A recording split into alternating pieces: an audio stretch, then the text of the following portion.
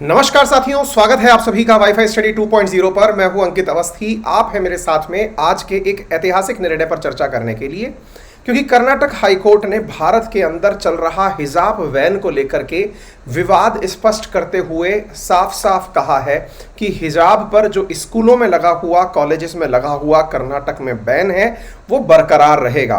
अर्थात हिजाब को एक प्रकार से स्कूल में पहनकर जाने की जो छात्राओं की मांग थी या फिर जो याचिका दायर की गई थी, उसके खिलाफ हाईकोर्ट ने निर्णय देते हुए ये बात कही है। आइए जानते हैं क्या है पूरा मसला, क्यों इसका बहुत दूरगामी प्रभाव पड़ेगा, किस प्रकार से यहां से कानून के इंटरप्रिटेशंस को लेकर के तमाम प्रकार के मत सामने आ सकते हैं। जैसा कि आप सभी मेरे साथ में इस समय देख रहे हैं, कुछ अखबारों की कटिंग आपको यहां दिखाई दे रही है कि वियरिंग हिजाब is not essential religious practice, ऐसा कर्नाटका हाईकोर्ट का कहना है। कर्नाटका हाईकोर्ट ने माना है कि अगर आप हिजाब पहनते हैं तो ये आवश्यक रिलीजियस प्रैक्टिस नहीं है कि हम ये माने कि आर्टिकल 25 के तहत आपको पहनना मैंडेटरी है, अपितु इसे एक आवश्यक रिलीजियस प्रैक्टिस नहीं माना गया है, नॉट एसेंशियल रिलीजियस प्रैक्टिस। ऐसा कहते हुए कर्नाटका हाई कोर्ट ने उडुपी कॉलेज गर्ल्स के द्वारा दायर की गई जो याचिका है उसे रद्द कर दिया है।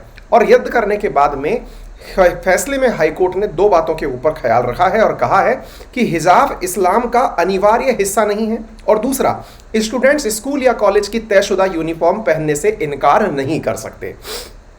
आप में से जो भी लोग इस बात को जानना चाहते हैं कि विस्तार से ये क्या है, इसके विस्तार से भी हम सारी जानकारियां आपको बहुत पहले भी दे चुके हैं, आज भी हम इसमें यहाँ पर देंगे।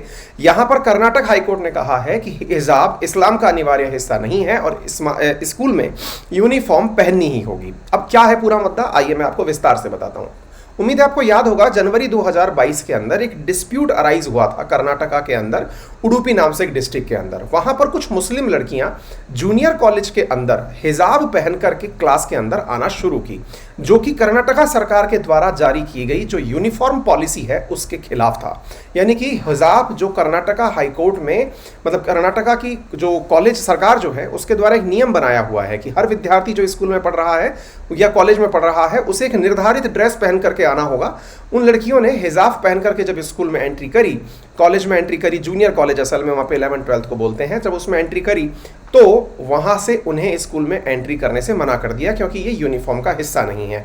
तब से एक डिबेट शुरू हो गई और डिबेट इस बात की शुरू हुई कि आर्टिकल 25 कहता है कि रिलीजन को मानने के लिए, उसको प्रोपोगेट करने के लिए, उसके अंदर जो भी आवश्यक तथ्य हैं वो करने के लिए हमको मूल अधिकार प्राप्त हैं, तो फिर क्यों हमें रोका जा रहा है। इस विषय को लेकर के ये पूरा मुद्दा कर्नाटका हाईकोर्ट में बहस के लिए गया था। कर्नाटका हाईकोर्ट ने शुरुआती तौर पर ही बच्चियों की मांग पर रोक लगा दी थी और अंतरिम बैन को, मतलब अंतरिम रूप से ये कहते हुए आदेश दिया था कि स्कूलों के अंदर हिजाब बैन रहेगा। ये पहले का आदेश था, लेकिन अब फाइनल वर्डिक्ट आ चुका है। फाइनल वर्डिक्ट हालांकि 25 फरवरी तक ही बन चुका था, ऐसा कहा जा रहा है। उसके बाद से इसके ऊपर रोक चली आ रही थी, अब ये जाकर के अब निकाला गया। तो आइए मैं इसको थोड़ा डिटेल में आपको बताता हूँ। जनवरी 27 के अंदर एक न्यूज़ निकल के आती है कि कर्नाटका एजुकेशन डिपार्टमेंट ने कुछ गाइडलाइंस फॉर्म की थी कि यूनिफॉर्म एट कॉलेज क्या होनी चाहिए। हिजाब के मतलब हिजाब बैन हो जाने के बाद कर्नाटका के अंदर प्रोटेस्ट होने शुरू हुए।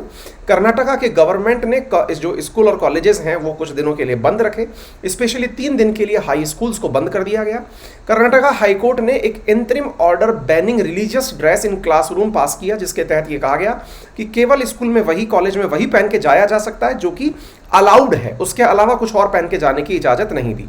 25 फरवरी तक कर्नाटका हाईकोर्ट ने इस मसले की सुनवाई करी।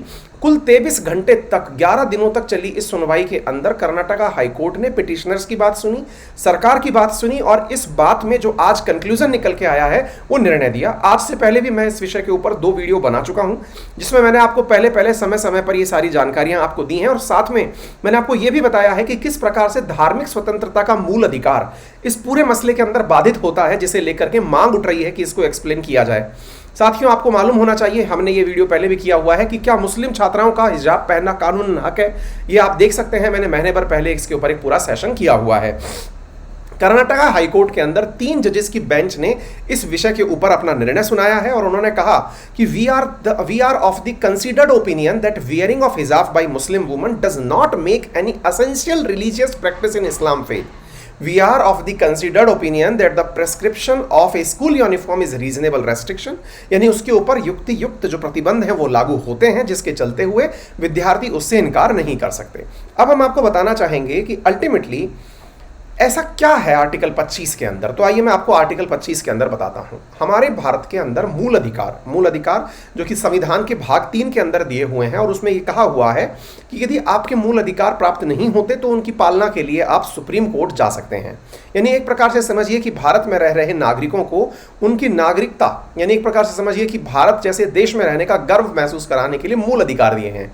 उन मूल अधिकारों में एक धार्मिक स्वतंत्रता के अधिकार में आर्टिकल नंबर 25 आता है, जिसमें कहा जाता है कि freedom of conscious and free profess practice and propagation of religion. अब ये वाली जो बात है जिसमें ये लिखा हुआ है कि किसी भी व्यक्ति को अपने धर्म का प्रैक्टिस और प्रोपोगेशन करने का मतलब आधार मिला हुआ है, लेकिन उसी के जस्ट नीचे रीजनेबल रेस्ट्रिक्शंस लिखे हुए हैं, यानी कि तर्क संगत तरीके से उस पर क्या प्रतिबंध हो सकते हैं। तो यहां पर ये बात आपको ध्यान से देखने की है, जिसको हाईकोर्ट ने भी अपना आधार माना है। और यदि आप मेरी पुरानी क्लासेस देखेंगे तो मैंने उस समय भी आपको समझाया था कि आधार अल्टीमेटली यही बनेगा। अगर आप मेरे पुराने व्यूअर हैं, आप मेरे पुराने स्टूडेंट हैं, तो आपको पता चलेगा मैंने आपसे पहले भी कहा था कि Karnataka high court ultimately public order का जो विषय है इसी को पकड़ करके निर्णय देगी, क्योंकि आपको यह मालूम होना चाहिए कि हमारे पास घूमने करने का भी मूल अधिकार उपलब्ध है। आपको मालूम होना चाहिए आर्टिकल 19 के तहत आपको स्वच्छंद रूप से कहीं भी एक जगह से दूसरी जगह जाने का अधिकार उपलब्ध है। लेकिन जब महामारी अधिनियम एक्टिवेट हुआ, जब कोरोना काल आया, तो हम सबको लॉकडाउन के अंदर घरों में बिठा दिया गया। इसका अर्थ ये नहीं था कि आपके मूल अधिकार छिन गए। इसका अर्थ यह हुआ कि एक पब्लिक ऑर्डर बनाए रखने के लिए, कानून व्यवस्था बनाए रखने के लिए आपके मूल अधिकारों को तरीके समय समय पर मतलब रोका जा सकता है या उन पर प्रतिबंध लगाए जा सकते हैं। एग्जैक्टली इस विषय पर भी पब्लिक ऑर्डर ही मान्य होगा, क्योंकि मतलब सरकार को जरूरी है कि वो विद्यार्थियों के लिए एक यूनिफॉर्म व्यवस्था लेकर के आए, एक जैसा ड्रेस पहन करके सब लोग जाएं। तो उस स्थिति में ये पब्लिक ऑर्डर का मैटर है, और ऐसी स्थिति को ध्यान में रखते हुए ये जो freely to profess practice and propagate religion है, इसके ऊपर बैन लगता है। समझ में आना चाहिए कि ये पूरी तरह से एब्सोल्यूट रूल नहीं है, एब्सोल्यूट आर्टिकल नहीं है। ठीक है, आर्टिकल 12 से लेकर 35 तक भारत के संविधान में पार्ट 3 के अंदर दिए हुए फंडामेंटल राइट्स हैं। उम्मीद है कि आप लोगों को यह बात प्रॉपर तरीके से समझ में आ गई होगी। यानी कि पब्लिक ऑर्डर मेंटेन करने के लिए, मोरालिटी और हेल्थ को मेंटेन करने के लिए आर्टिकल 25 को होल्ड किया जा सकता है, और यही हुआ। हाईकोर्ट ने अपने ऑर्डर में यही कहा है, और उसने कहा है कि अल्टीमेटली हम पब्लिक ऑर्डर को मेंटेन करने के लिए इस लाइन का निर्णय ले रहे हैं। आप देख सकते हैं कि भारत में हिजाब को लेकर के काफी विवाद हुआ था। तरह तरह से कई मुस्लिम संगठन बाहर सड़कों पर उतर के हिजाब के पक्ष में आकर के नारेबाजी भी किए थे, लेकिन हाईकोर्ट ने अपने फैसले में कहा कि हिजाब पहनना आर्टिकल 25 के तहत धार्मिक आजादी के अधिकार में आता है, लेकिन यूनिफॉर्म पहनने का इसका आजादी का हनन इसे नहीं माना गया है। ठीक है ना। तो उम्मीद है कि आप इस बात को प्रॉपर तरीके से समझ लें। हाईकोर्ट ने ड्रेस कोड के खिलाफ 2 याचिकाओं पर तर्क दिया और कहा कि मतलब 25(1) के तहत लिबास जो है, यानी वस्त्र जो है, वो एक मौलिक अधिकार है। जिस ड्रेस कोड में हिजाब का प्रतिबंध है वह कानून व्यवस्था व समाज की नैतिकता के लिए नहीं है। दूसरी याचिका में कहा कि 2021 से 22 की एकेडमिक गाइडलाइंस में प्री यूनिवर्सिटी कॉलेज के लिए कोई यूनिफॉर्म तय नहीं है। गाइडलाइंस में यहां तक कहा गया कि अगर कोई कॉलेज यूनिफॉर्म तय करता है तो उसके खिलाफ विभाग सख्त कार्रवाई करेगा। साथियों, ये उम्मीद है आपको पता होगा कि यह विवाद 1 जनवरी से शुरू हुआ था और उडुपी नामक जो जगह है वहां से शुरू हुआ था। निश्चित ही आपको ये सारी जानकारियां बेहतर लगी होंगी। अगर आपको ये जानकारी पसंद आई हो तो अपने सभी साथियों से इन जानकारियों को शेयर करें। सभी साथियों को आप अपने साथ में इस जानकारी को शेयर करें, वीडियो को पसंद करें। चैनल पर नए हैं तो अभी की अभी सब्सक्राइब कर लें। मेरा रेफरल कोड है अंकित10, जिसका यूज करके आप 14 से 16 तारीख के बीच में अनअकैडमी के सब्सक्रिप्शंस पर 20% का डिस्काउंट प्राप्त कर सकते हैं। किसी भी प्रकार की सहायता के लिए आप हमारे टेलीग्राम चैनल अंकित अवस्थी सर पर दिए गए कॉन्टैक्ट नंबर पर संपर्क कर सकते हैं, क्योंकि इजी लोन फैसिलिटी अवेलेबल है। EMI फैसिलिटीज के साथ आपको ये सारी चीजें उपलब्ध कराई जा रही हैं। तो ये 14 से 16 के बीच में ऑफर उपलब्ध है, आप इसे निश्चित ही पूरा करें।